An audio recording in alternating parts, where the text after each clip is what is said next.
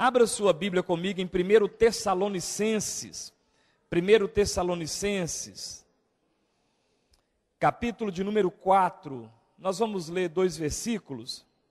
1 Tessalonicenses, amados, capítulo 4, versículo 11 e o versículo 12 somente, nós vamos ler. Diz assim: esforcem-se para ter uma vida tranquila, cuidar dos seus próprios negócios e trabalhar com as próprias mãos, como nós os instruímos, a fim de que andem decentemente, honestamente, aos olhos dos que estão de fora, e não dependam de ninguém. Vamos ler mais uma vez?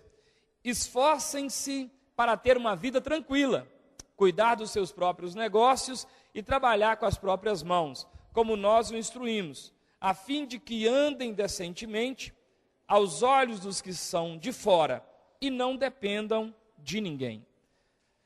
Pai, aqui está a palavra do Senhor e aqui está a sua igreja e nós queremos pedir que o Senhor fale aos nossos corações, em o nome de Jesus. Amém.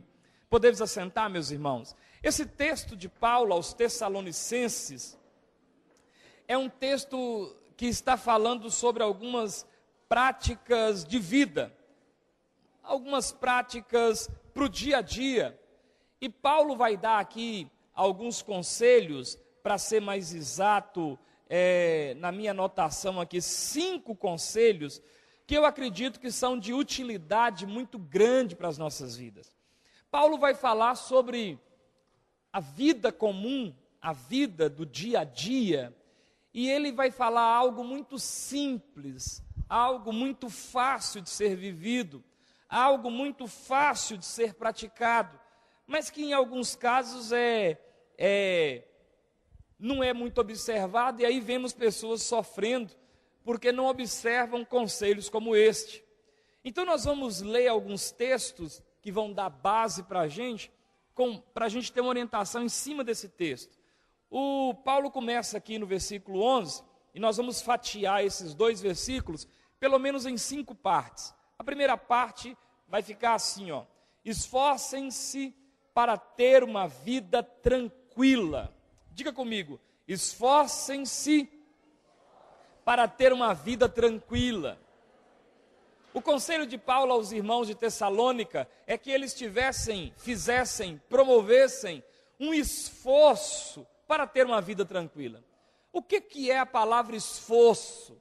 A palavra esforço quer dizer que eu preciso colocar uma força a mais. Costumeiramente, eu emprego essa força aqui. Mas para alcançar esse objetivo, eu preciso me esforçar um pouco mais. Eu preciso dispensar mais força. Então Paulo está dizendo que eu preciso esforçar, que eu preciso colocar mais força para ter uma vida tranquila. Diga assim comigo: vida tranquila. Quem quer ter uma vida tranquila?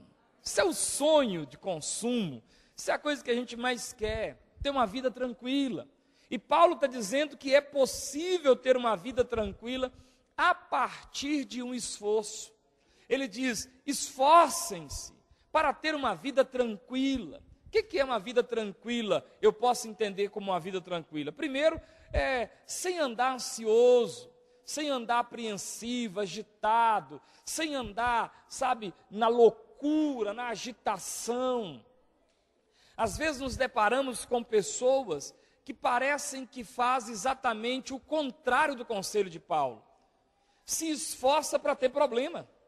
Você conhece alguém que vira e mexe, está passando por um problema?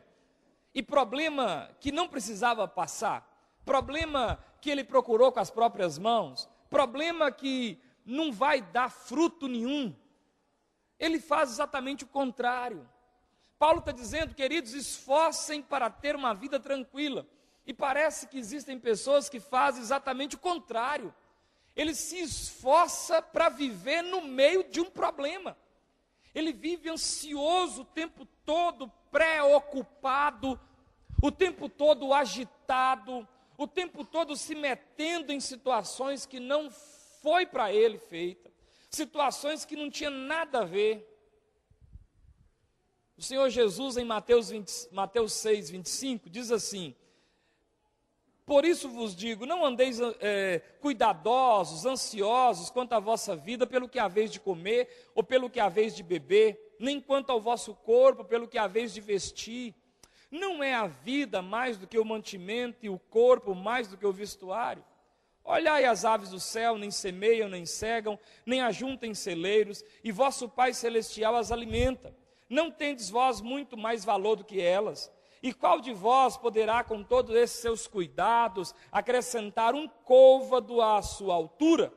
E quanto ao vestuário, por que andais solícitos? Olhai para os lírios do campo, como eles crescem, não trabalham nem fiam. E eu vos digo que nem mesmo Salomão, em toda a sua glória, se vestiu como qualquer deles.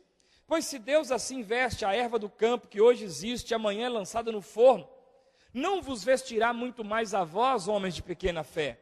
Não andeis, pois, inquietos, dizendo que comeremos, ou que beberemos, ou com que nos vestiremos, porque todas estas coisas os gentios preocupam.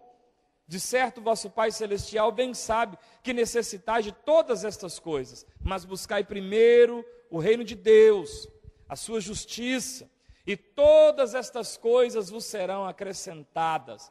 Não vos inquieteis, pois, pelo dia de amanhã, porque o dia de amanhã cuidará de si mesmo. Basta cada dia o seu mal. O apóstolo Paulo está dizendo que eu preciso esforçar para ter uma vida tranquila. E esforçar para ter uma vida tranquila é tentar viver o menos estressado possível.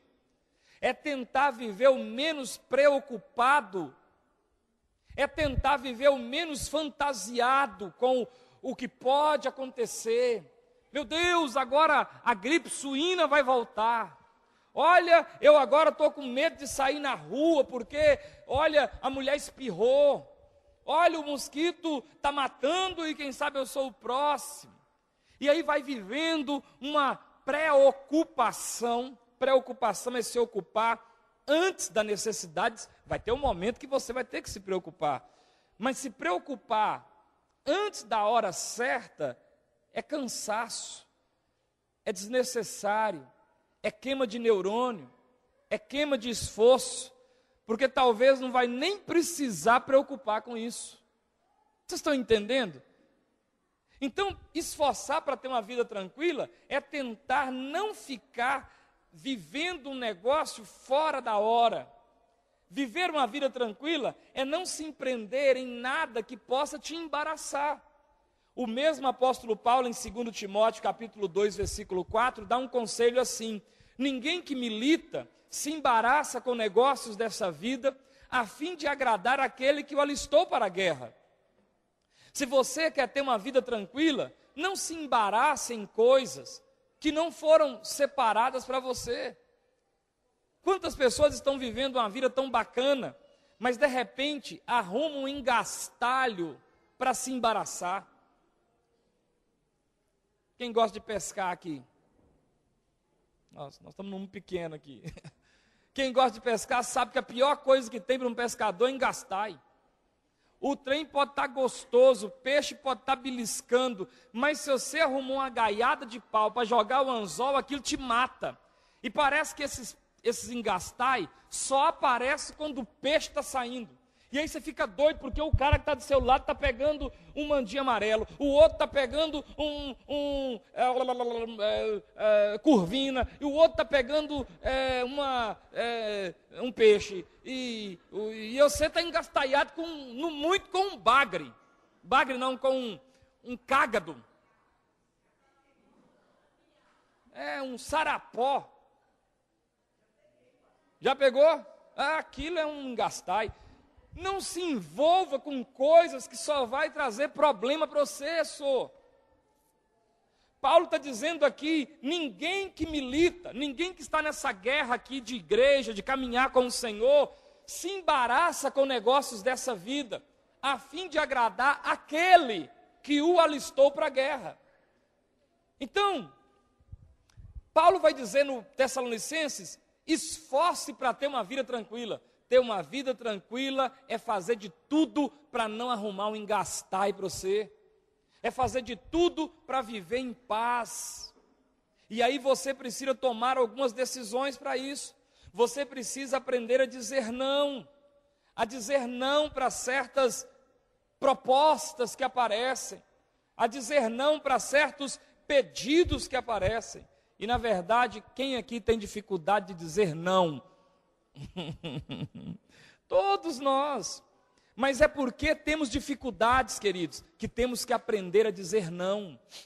Me empresta isso, olha, eu vou falar com muita dificuldade, não sei se está vendo que eu estou com vergonha, mas eu não posso, não dá, não tem jeito. Esforce-se para ter uma vida tranquila, como? Não ficando preocupado à toa. 2, fazendo de tudo para não se empreender em engastalho, fazendo de tudo para não se embaraçar com coisas que vão te trazer prejuízo, não se embaraçar com situações, certas amizades que você talvez não é um engastai para a sua vida, certos relacionamentos que você talvez solteiro está começando a entrar, olha, pensa bem, porque talvez você pode arrumar uma dor de cabeça para a sua vida, certas companhias, certas pessoas, certos empréstimos, certos posicionamentos, certas palavras que você fala, pode ser um embaraço, pode ser um engastalho, pode ser um toco para você prender o anzol e atrapalhar essa pescaria toda. Como é que eu faço para ter uma vida tranquila? Pratica princípios bíblicos. A Bíblia tem princípios que são eternos. O princípio do perdão. Se você não perdoar, você não vai conseguir ter uma vida em paz, irmão. Princípio, por exemplo, do respeito. Se você não der o respeito, você também não recebe o respeito. Porque o seu limite começa ou termina onde o outro começa. A Bíblia diz que eu preciso fazer com os outros aquilo que eu queria que fizesse comigo mesmo. Quem está entendendo? Fazer de tudo para viver em paz é isto. Você trabalha numa empresa, ou aprenda a respeitar a autoridade, e não vem com esse papo cafona, careta, de dizer assim, preciso desse emprego não, preciso disso, estou doido com esse trem não, está cheio de lugar para me trabalhar. Essa é a frase mais ingrata que existe. Se você não precisa, por que você está trabalhando aí então? É hobby? Se você é pelo menos lúcido, se você é pai de família, não tem como você dizer essa frase que não precisa de fulano, não precisa de Beltrano. Sua Semig vence todo mês. Sua Copasa vence todo mês. Sua internet vence todo mês. A loja vence todo mês. Isso todo mês você tem que fazer feira, seja onde for. E mês ou outro você adoece. E de vez em quando você gosta de comer um trenzinho na rua. Então você precisa sim. Às vezes a gente com a loucura fala umas bobeiras e aquilo é como se você estivesse dando um tiro no pé. Primeira parte do conselho de Paulo: esforce para viver tranquilamente, para viver em paz. Amém, amados? Amém? Vive em paz. Fala para o irmão aí, faz de tudo para viver em paz. Faz de tudo, sou. Faz de tudo. Faça de tudo. Faça de tudo. Tem hora que a gente está vendo que o negócio não vai dar certo. Arruma uma mulher para pôr na sua casa para te fazer uma faxina lá, e esse trem não vai dar certo. Você já teve 3 filhos, a mulher não teve nenhum. Você já amamentou 3 bocas, 4 talvez. A mocinha que está trabalhando na sua casa, nada ainda. Isso é engastar que você está arrumando sua vida. Arruma uma amizade que o trem não vai dar certo. Faça de tudo para viver em paz. E quando você vê uma situação, fala assim, estou fora, eu quero é paz. Vocês estão entendendo, irmãos? Eu quero é paz, estou fora. Continua no versículo aí. Ele diz, cuidar dos seus próprios negócios. Número 2, cuidar de quais negócios, irmãos? dos seus próprios negócios. Primeira palavra, esforce-se para ter uma vida tranquila. Número 2, cuidar dos seus próprios negócios. O que significa cuidar dos meus próprios negócios? É cumprir com os meus compromissos, do menor ao maior. Esforçar para ter uma vida boa. 1, cuidar dos seus próprios negócios. 2, Eclesiastes capítulo 5, versículo 4 e 5 diz assim: quanto a Deus fizeres algum voto, não tardes em cumpri-lo, porque não se agrada de tolos. O que votares, paga-o. Melhor é que não votes, do que votares e não cumpres. Então, para que eu possa cuidar dos meus próprios negócios, primeiro, cumpra os seus compromissos. O conselho de Paulo é: esforce para ter uma vida tranquila. Número 2, cuida dos seus negócios. Às vezes, irmãos, a gente vai vivendo a vida e vai as coisas acontecendo e a gente começa a cuidar do cachorro, cuidar do vizinho, cuidar da vida do pastor, cuidar da vida do irmão, cuidar da vida da irmã, cuidar da vida do outro, enquanto a nossa vida fica aí, fedendo. Tem umas frases de carro que diz assim, até que em Lagoa tem um carro escrito assim: Deus deu uma vida para cada um, para que cada um cuide da sua vida, né? E tem uma outra frase também mais ou menos assim, é que eu vou cuidar de não sei o quê, porque da minha vida cuido dos outros, mais ou menos um negócio assim. Eu preciso cuidar dos meus próprios negócios, eu preciso começar agora a cuidar das coisas que Deus colocou sobre minha vida. Para com isso, vocês dois, com essa lanterna no olho do outro. Eu preciso tomar cuidado agora daquilo que Deus deu para mim. Cuidar da minha casa, mulheres casadas, cuidar de sua casa, cuidar do seu marido. Homens aí, cuidar dos seus negócios, né? Cuidar dos seus negócios, dos seus trens, cuidar do seu quintal, cuidar do seu carro que Deus te deu, cuidar da bicicleta, cuidar daquilo que Deus te deu. Então, cuidar dos próprios negócios. Tem que pagar a conta? Deixa eu ir lá pagar. Tem que não dei conta de pagar, porque pode acontecer de eu ter a conta e não dar conta de pagar ela. Então deixa eu ir lá dar uma satisfação. Vocês estão entendendo, irmãos? Cuidar dos próprios negócios é isso. A orientação de Paulo para que a gente tenha uma vida tranquila é: cuide daquilo que Deus te deu. Cuide daquilo que Deus te deu. Cuide da sua responsabilidade. Queira crescer no lugar onde Deus te colocou. Seja profissionalmente, seja ministerialmente. Cuida do seu relacionamento, aduba esse namoro para ele virar noivado, aduba esse noivado para ele virar casamento, aduba esse casamento para ele comemorar bodas de prata, aduba essas bodas de prata para ver se vira bodas de ouro. Cuida do seu negócio, gasta tempo com aquilo que Deus te deu. Às vezes a gente ora, pede a Deus e clama e chora, e quando Deus dá, irmãos, a gente abre mão assim como que se não valesse nada. Como que se não valesse nada. A orientação de Paulo é que a gente cuide dos negócios da gente. 1 de Pedro, capítulo 4, versículo 15, diz assim: que nenhum de vós padeça como homicida, ou ladrão, ou malfeitor, ou como que se intromete em negócios alheios. Pedro vai dizer que eu não posso sofrer como quem intromete em negócios alheios, porque a minha obrigação é cuidar dos meus negócios, e não dos negócios dos outros. Quem está entendendo? Ter vida em paz é isso, cuide dos seus próprios negócios.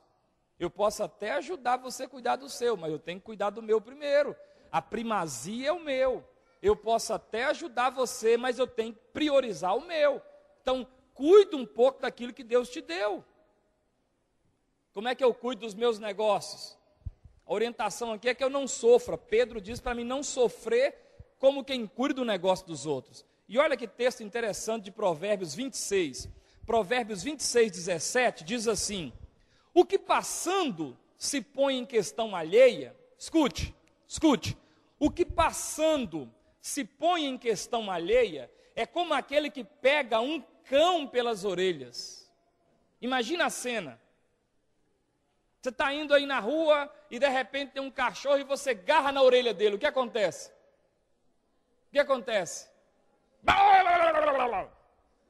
Não é? Morde.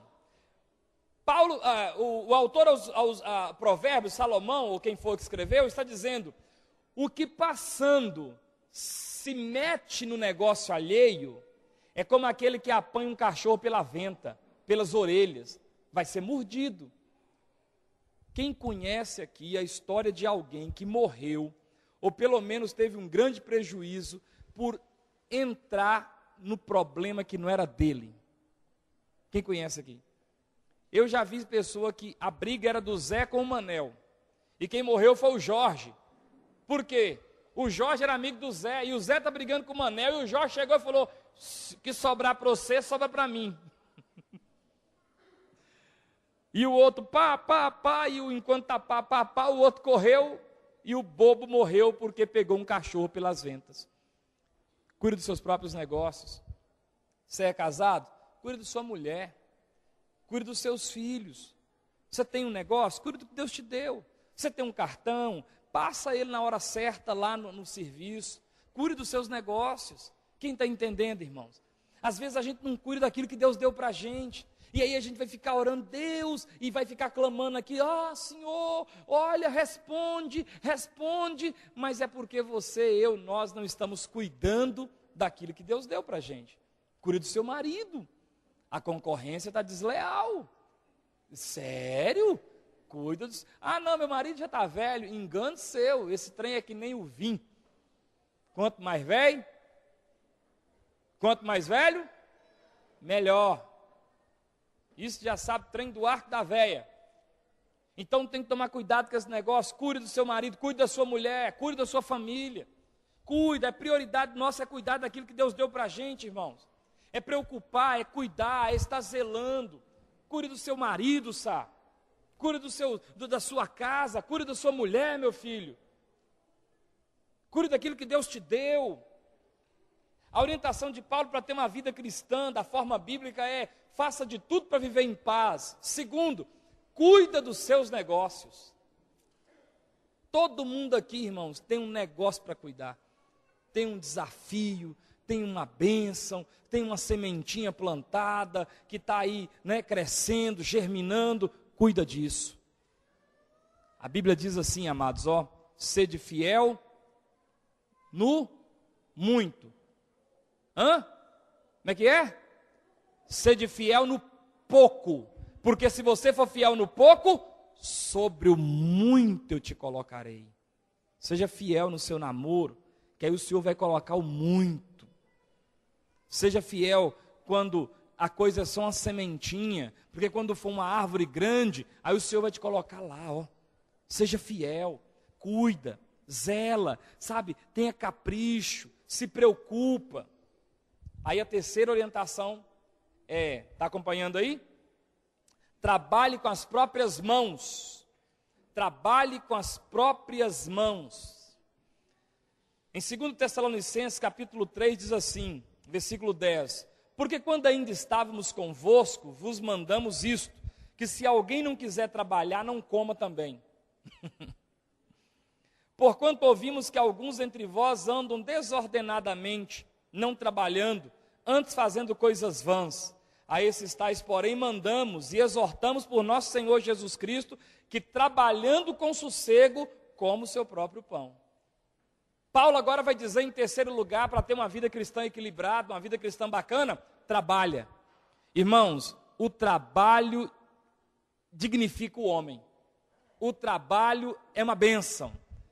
Alguém diz assim: se eu soubesse quem inventou o trabalho, eu matava. Pois quem inventou o trabalho não morre. Quem inventou o trabalho foi Deus.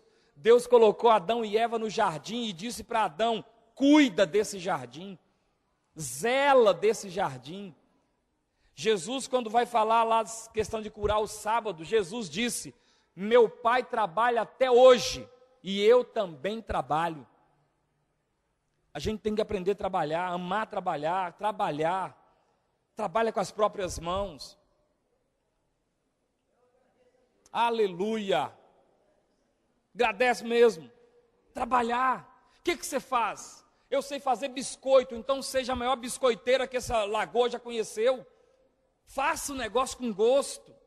Já pensou, irmãos, eu chegar aqui e falar com vocês assim, irmãos, pregar aqui porque eu tenho que pregar, porque vamos pregar qualquer coisa aqui. Abra aí em qualquer lugar, que sair é isso mesmo. Ou então o pessoal do louvor vinha aqui para tocar e falar assim,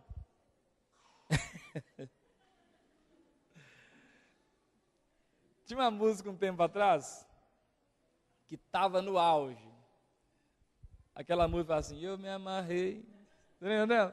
Eu me amarrei no seu coração, me amarrei. É de crente, né?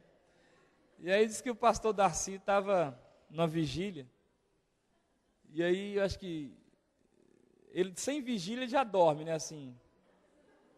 Ele pregando, aí diz que ele estava numa vigília lá, assim. Aí quando foi dando lá para as madrugadas, ele naquela munha, naquela soneira, aí o cara estava tocando uma música e terminou. Pastor, a hora da pregação, aí ele despertou assim e falou assim, mas antes de eu pregar, canta aquela música. Aí qual? Eu me amarrei. O cara estava todo... Misericórdia, pastor, essa aí não é de crente, não. Não nessa, não. É louvarei, eu louvarei. Tem uma aí, eu louvarei.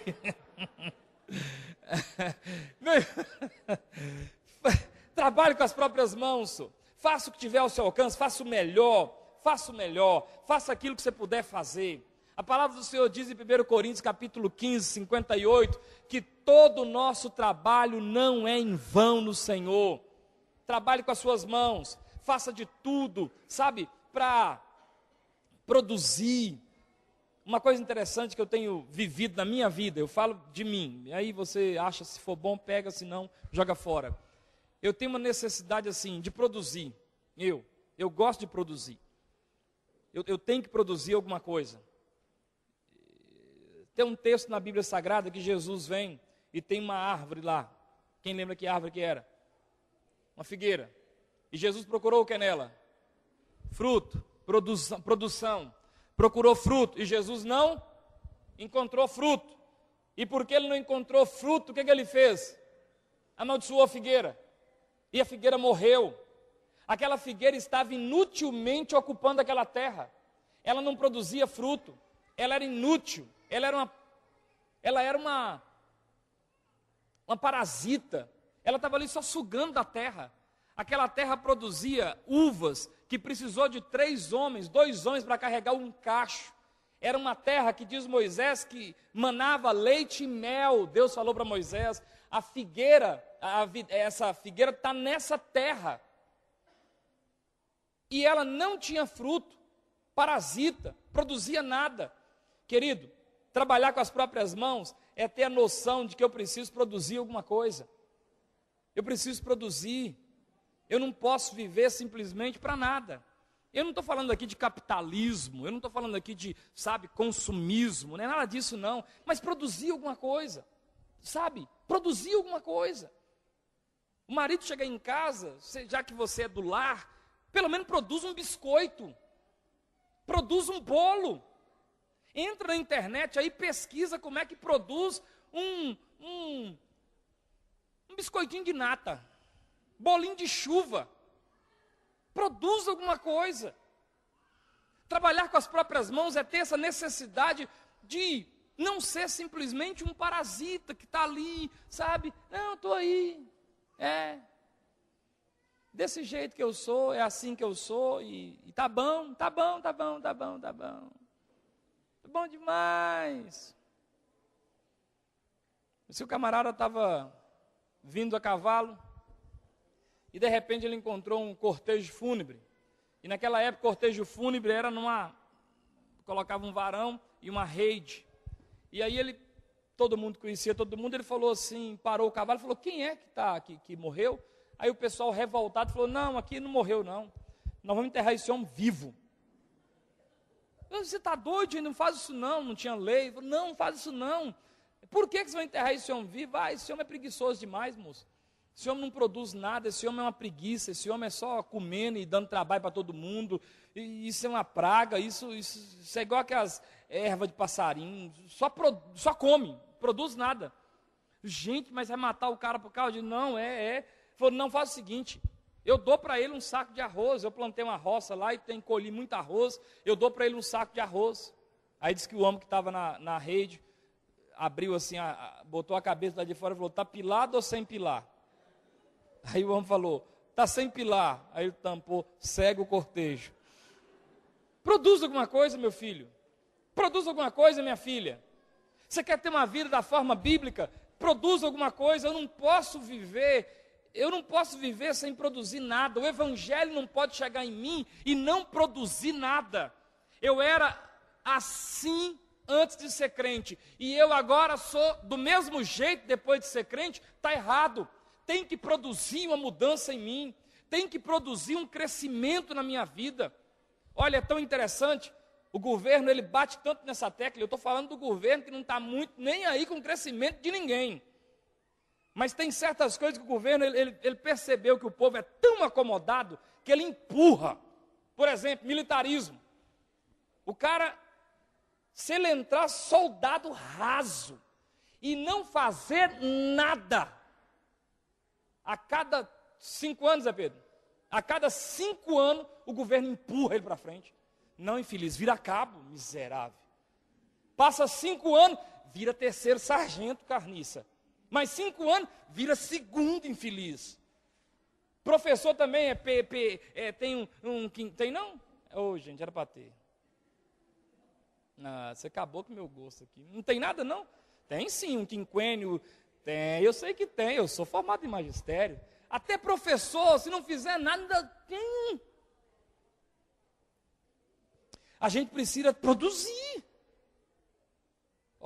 Moças, solteiras, casadas é tarde, solteiras. Você namorar com um cara, e você vê que o papo dele é mais ou menos, tá bom demais. Vixe, se aveste não. Carece disso, não. Minha filha, abre o olho. Porque agora, enquanto beijo na boca for coisa gostosa, você não está preocupada. Mas depois que você casar e que beijo na boca e sexo for quase que obrigação, aí você vai ver que nhaca que você arrumou para sua vida. E se você é crente, você sabe que a gente não apoia divórcio. E a Bíblia não te dá muita margem para divórcio. E aí você vai ter que estar arrastando essa âncora a vida toda. Porque enquanto está solteira, abre o olho. Amém ou não amém? Está namorando com a moça e ela vai fazer café e queima água. Meu filho, abre o olho com essa mulher. Enquanto o sexo ainda for alguma coisa, você não vai preocupar não, meu filho. Mas o dia que você tiver que vestir as roupas que ela lava, que você trabalhar o dia todo no serviço, chegar em casa ela está dormindo. O dia que for 11 horas da manhã e a pia está cheia de panela de 3 Antônio, aí você vai ver o que é urucubaca na vida. Então, essa moça não faz nada, a mãozinha dela está igual a bundinha de neném novo, está errado. Vigia. Pastor, mas olha para você ver as curvas, essas curvas acabam. Estou falando com você. Essas curvas não vai alimentar o resto da vida não. Tem uma hora, meu amigo, que você quer é chegar em casa e ter uma companheira, e é isso que a Bíblia diz. Far-lhe-ei. Não é bom que o homem esteja só. Far-lhe-ei uma disjuntora, uma companheira, uma auxiliadora que lhe corresponda. Não falou, farei uma mulher cheia de curva, que ele fique babando olhando para ela. Que ele trabalhe fora e trabalhe em casa, porque ela não faz nada. Não. E você tem que ver isso enquanto está namorando. Porque depois de casada, a minha orientação é, fecha os olhos. Aquele lá é seu marido comendo com a boca daquele jeito. Aonde? Não estou enxergando. Você tem que ver enquanto está solteiro. Solteiro você tem que ficar, como é que ele ri, ver se ele tem bafo, se o subaco dele está amargando, ver tudo isso.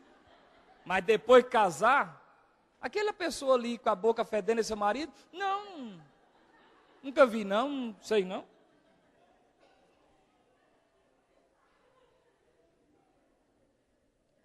Trabalhe com as mãos. Luta, meu filho. Corre atrás. Facilita aí. Estuda.